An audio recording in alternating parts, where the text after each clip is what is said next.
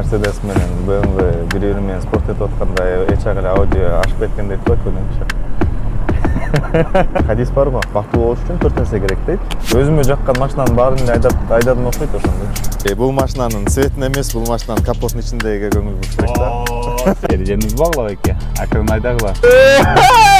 Иштердин баарын бүтүрөйүн, андан кийин сонун жашайм. Эгер Америкадагы көрүүчүлөр бар болсо, бир месте англис тили окуталы. IT окуйм десе, IT-ге дагы скидка берем.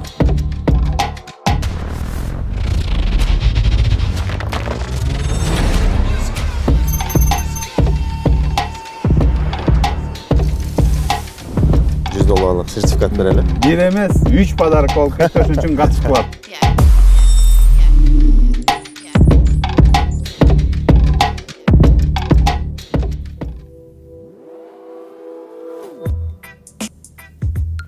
Жалпы салам, бул Big Talk Outside жана мен Элеман Асылбеков. Биз жаңы рубрика баштадык, па машинам. Биз белгилүү адамдарга, мен тааныгандарга келип, машинелер жөнүндө маек кылабыз. Бүгүн Дөөлөт байкеге келдик. Дөөлөт байке, ассаламу алейкум. Валейкум салам, Элеман. Машинеңер зыңкы байке. Үф дечи эле. Эмне машина байке? Бул Audi S7. Көптөн бери өзүм каалап жүргөн машина. Кичинекей мен мага Audi жагат. Өзүмө ушул кузов, ушул модельди жактырып алгам, издеп жүрүп. Өзүмө ыңгайлаштырып, ошо рулдун эмеси, формасы, сиденьялардын ушул форматы, ошонусун издеп алгам. 450 аттын күчү бар, 2 турбина. Эмнеге Audi байке? Элдин баары Mercedes, BMW, Lexus'тарды алышат, силер эмнеге Audi бөлүп? Mercedes менен BMW бири-бири менен спорт этип атканда эч ак эле Audi ашып кеткен дейт го көбүнчө. Ашайм. Мындай караганда мага жагат. Ар бир адам өзүнө жаккан машинаны айдашы керек деп ойлойм мен. Мен башкалардын оюна эмес, өзүм жаккан нерсени тандагам. Негизи күчтөсө күчү бар, дизайн жагынан да жакшы, комфорт дагы жакшы. Кайф алып турсуңар да. Жүрөк каякты караса ошол тарапты тандап турсуңар да. Эң сонун байке.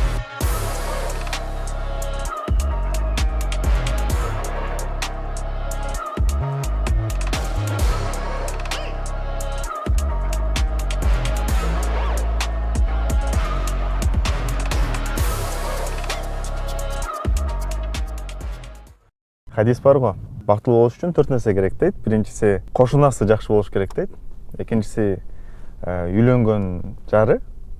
Үчүнчүсү үйү, кенен үйү. Анан эми хадисте айтылат, мындай минген аты депчи. Эми азыркы убакта минген ат бул машинада. Ошондуктан сарамжалдуу болушу керек, бирок ошол эле убакта өзүңдүн минген атыңдагы керектүү учурда мындай күлүк ат болуш керек деп ойлойм. Ошол адамды бактылуу кылат. Эң сонун. Азыркы учурда бардык 4 бакыттын ээси болуп саналасызбы? Кудайга шүгүр, жакшы. Болсун байке. Эң кызыктуу суроо. Машинаңыз канча турат? Бул 2017 жылкы. Муну 2 жыл мурун алгам. 2 жылдан өттү. 47 миңге алгам. 47 миң. Айына ошондо канча төлөйсүңөр? Айына 1000ден төлөйм. Айына 1000ден. Страховка? Страховка үй бүлө менен алабыз. Мен, келинчегим, 2 машинаныкы айына $250. Ошондо бир $125 Audi экен да? Ошондой болуп калат. Ошондой болуп калат. Канча алгачкы взнос кылдыңар эле? $2000. $2000 эле? Ооба. Аябай аз берип берсиңер, а? Кредитный история жакшы болгондо $1000 менен, $500 менен деле алса болот. Азыр кычыраган Audini деп өткөнсүңөр байке. Эң алгачкы машинеңер жөнүндө айтып бербейсиңерби? Эң биринчи машинеңер эмне машина эле? Эң биринчи машинам өзүм сатып алган машина. 18 жашымда бул Америкага келгенден кийин алган машина. 2010 жылы. 97 жылкы Volkswagen Jetta. $1,5 миң алгам. Глушители $1,5 дейсиңер. $1,5 алгам. Глушители почти жок болчу. Турбина койдуруп алганда эле звук чыгарчу.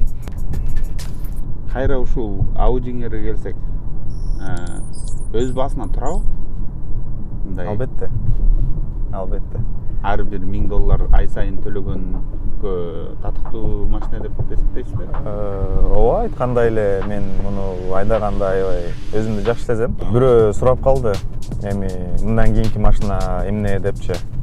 Анан өзүм үчүн ойлонуп көрсөм, азыр башка машина деле алгым келбейт.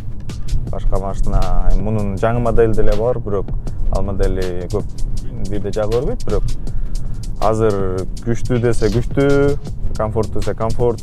Кийин балким баш эле болуп кеткенде ала турчу машина бар, бирок азыркы учурда жакынкы арада мен машина алмаштырайын деген оюм жок. Өзүңөр айтып кеттиңер келечекте. Сиздин кыялыңыздагы машина? Кыялымдагы машина негизи Audi болчу. Азыр Audi эле. Бирок эми аны дагы убакыт көргөзөт, бирок кийин Porsche 911. Porsche 911. Эң мындай начар сизди өкүндүргөн бир аябай өкүнүчтүү тажрыйбаңыз бар машина эмне машина болду эле? Ушуну албай эле койсом болмок дегенби? Lexus ES бар эле. Аябай жакшы машина, аябай жагат мага. Анан Lexus ES 350. Анан анын бирок камерасы жок, артка койгонгочу. Анан пробеги да көбөйүп бараткан. Анан 2008-жылкы Lexus'ду сатып, 2014-жылкы пробеги аз Honda Accord алган. Ошол чечимимди бир аз өкүнгөм ошол. Алмаштырбай эле койсом болмок деп. Эмнеге Honda Accord жаманбы? Эми баары бир Lexus класс өйдө турган машина да. Анан беркинден 6 жыл эскирээк болсо дагы жумшактыгы, комфорту, башка нерселери, башка фичерлары көп болчу экен да. Эң негизги фактор машинаны тандап атканда силер үчүн? Машинаны эмне үчүн колдонобуз, ошону биринчи аныкташ керек го. Эгер өзүм үчүн айдасам, өзүмдүн машинага Audi'ни алып атканда ошо күчү бир аз көбүрөөк болсун деген, анткени өзүм катуу айдаганды жакшы көрөм. Скорость, дизайн. Скоростунун дизайны. Комфорт дагы аябай маанилүү экен. Анткени машинада көп эле убактым өтөт. Audi'ни тандаганыңарга жараша мындай баары эле алып аткан брендтердин артынан чуркап кетесиңер да. Трендтин артынан. BMW алыппа. BMW жакшы машина, жигиттер, BMW жакшы машина. Ооба, албетте, BMW аябай жакшы машина, мотору эң жакшы машиналардан. Бирок бул машинаны өзүң айдайсың да. Анан башкаларга жаксын, башкалар сонун экен деш маанилүү эмес го дейм. Өзүңө жакса, өзүң айдап баратканда бактылуу болсоң, ошол эң маанилүүсү го. Эме бар го, люкс машиналар бар да. Анан аябай кымбат машиналар бар. $1 миллион, $2 миллион, $3 миллион өйдө. Сиз ошондой кымбат машиналар жөнүндө эмне деп ойлойсуз? Алат белеңер? Алыштын мындай кажети барбы? Адамдардын деңгээлине жараша ойлонуусу го дейм, менин оюмчачы. Анткени мисалы үчүн Илон Маск PayPal'ды сатканда өзүнө McLaren сатып алганда, ал McLaren'ди сатып алганынын себеби ал McLaren'ди нетворкинг үчүн сатып алган. McLaren'ди сатып алгандан кийин ошол эле Silicon Valley'деги чоң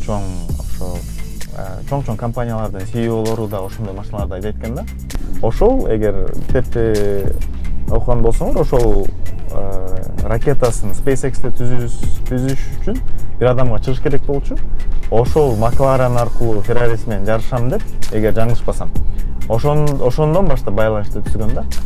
Классикалык машина, классика машина же люкс машина? Эмнени тандайт элеңер? Классика, канчалык классика? Классика дегенде мен ошол эски 69-жылкы эмелерден Mustang'тарды айтып атам да. ошолор барго. Каймуттар, мындай. Эмелер менен, рейскилер. Ал американецтердин классикасы да, кыргыздардын классикасы азыр Мерс миллениумдар болуп калды го. Кабандар, эскастар. Ошол силерге көбүрөөк ошондой эски классика жагабы? Же жанагы Lamborghini, Huracanдар, жаңы Жаңырактары го экөөнүн ортосунан. көбүрөөк люкс, көбүрөөк жаңы, Мындай менде мындай бир суроо бар да. Машина айдаган бирөө айтат го, машинени айдагандын адам жөндө, ал машина кандай айдайт? Ошону менен түшүнсө болобу кандай адам экенин? Кандай дейсиз? Ооба. Бизде инструктор бар, досубуз, менин партнерим. Машинаны аябай шашпай айдайт. Аябай шашпай. Мындай машина айдаганда аябай жөнөкөй, мындай расслабленный да. Айдап баратып, мындай бир жака шашып атсаң деле шашпай эле кете берген болот. Мынактан чыгыш керек эмес беле деп экзиттен өтүп кете берген болот, мисалы үчүнчү. Жашоодо деле көп нерсеге көп мындай жөнөкөй алат да, жөнөкөй көз караш менен карайт да, жашоосу да ошондой да, характери дагы. Акыркы суроолордон айдап жүргөн машине жетишкендик болуп саналабы? Жок. Эми кыргыздар үчүн Кыргызстанда балким машинасына жараша көп мамиле болоттур, балким кыргыздардын арасында дагы. Бирок Америкада любой адам кредитке машина алып алат. Анан айрыкча Америкада мындай зарплата менен машиналардын баасынын соотношениясы көп айырма болбогон үчүн Америкада машинаң менен эч кимди деле удивлять эте албайсың го. Машинага карап деле эч ким отношениясы өзгөрүп кетпейт. Балким бир аз эметиши мүмкүн, бирок андай жетишкендик деп деле эметпейм, ойлобойм. Менде айтылат го, эме деп. Машинеңдин эмеси, пейменти, Төлөмү? Машинанын айлык төлөмү сенин зарплатаңдын мындай 1/10 болуш керек деп. Ошого кандай карайсың? Туура. Негизи Америкада ушул коркунуч бар го, мындай. Ар бир адам каалаган машинасын сатып ала алат да, бирок алып атканда оңой көрүнүшү мүмкүн, бирок биринчи машинаңды алдың, экинчи машина алдың, 3 машина алдың, анын айлыктары, үйүңдүн, квартираңдын, телефонуңдун баардыгы ушундай айлыктар топтолуп келип, анан общий суммасы аябай көбөйүп кетет да. Ошол нерседен абайлаш керек. Машинаны аларда, үйдө аларда баардык нерсени эле бир нерсени кредитке, бул жакта баардык нерсени кредитке алса болот, матрастан баштап. Алып атканда эсептеш керек. Айлык кирешенин бир канча бөлүгүнөн өтпөш керек дегендечи. Сиз мындай туура алдым деп ойлойсуңарбы муну? Мен түшүнгөн боюнча бул мындай кымбат машина болуп саналат да. Анан $1000 төлөш оңой эмес да. Айткандай эле бул машинаны аларда мен барып туруп эле алып алган эмесмин. Келинчегим дагы айтып калды, эми билем сага канчалык бул машина жагарын. Эми сага жаккан машина, Кудайга шүгүр, биздин тапканыбыз деле жакшы эле. Өзүңө жаккан машинаны ал. Мындай анан мен да ойлодум. Өзүм эми азыр айдап алганда качан айдайм деп. Орустарда бир терминология барга, эми синдром отложенной жизни. Ар дайым эптеп муну алып айдап турайын, анан азыр мындай үйдө жашап туралы, мындай тамак жеп туралы, бүтүм туралы, же иштеримин баарын бүтүрөйүн, андан кийин анан сонун жашайм, сонун эме кылам, эс алам, ошентип ар дайым бир эме кыла беришет го. Эртең депчи. Ошон үчүн мен силер аудио алганда аябай сүйүнгөм байке. Өзүм айтпадым беле, алгыла байке. Эң эле өзүңөрдүн душевный состоянияңарга. Ошону аларда экөөбүз дагы дискуссия кылганбыз, мен сизге айтпадым беле.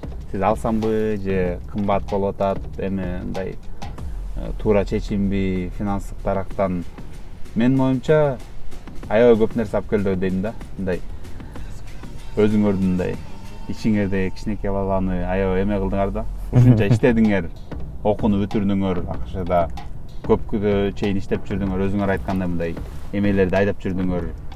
Мындай экономичный, более мындай эми айдап турайын болот деген машиналарды айдап жүрдүңөр. Бирок кыялдар орундалат дегендей өзүңөрдүн кыялыңарда машинаны алган эң эле сонун сезим байке. Өзүм эксперт алып айтып атам да. Өзүмдүн тажрыйбам менен айтып атам, эң сонун депчи. Сени да куттуктайм. Чоң рахмат, чоң рахмат. Эрежени сакташ керек дейбиз. Бирок ар бир адам мындай басып көргөн да. Бул эмне себептерден болушу мүмкүн? Же адамда мындай бир всплеск эмоция болуп кетеби, ошон үчүн кээде чыкканда бастырып алабы? Ушул нерсе жагат го дейм. Көбүнө. Ой!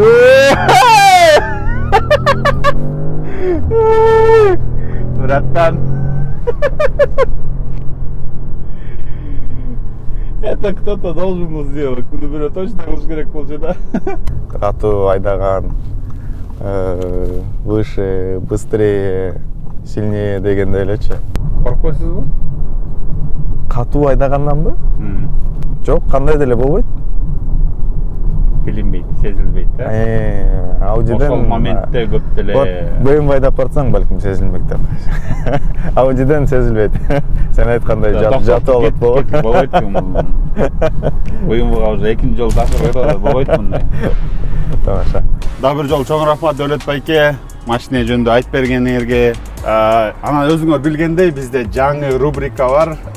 Традиция дегендей салттарды биз өзүбүз карайбыз. Белек. Не белек бересиз байке биздин көрүүчүлөргө? Көрүүчүлөр сенде ар кайсындай түрдө көрүүчүлөр бар да. Ооба да. Ошондуктан өзүнө каалаган нерсени белекти алсын деп биз $100 сертификат берели. $100. Туугандар, комментарий жазабыз, лайк басабыз, рилс чыгат, ошол жерде бардык шарттар болот. Дөөлөт байке чоң рахмат. Машинаңар кут болсун. Буюрса, Поршко эң жакын арада жетип алгыла. Анан подарокко эгер Америкадагы көрүүчүлөр бар болсо, биз англис тилин окутабыз, бир место англис тили окуталы. IT окуйм десе, IT-ге дагы скидка берет. Эң сонун. Бир эмес, 3 подарок болуп кетти, ошон үчүн катышкыла туугандар. Чоң рахмат байке. Машинаңар кут болсун.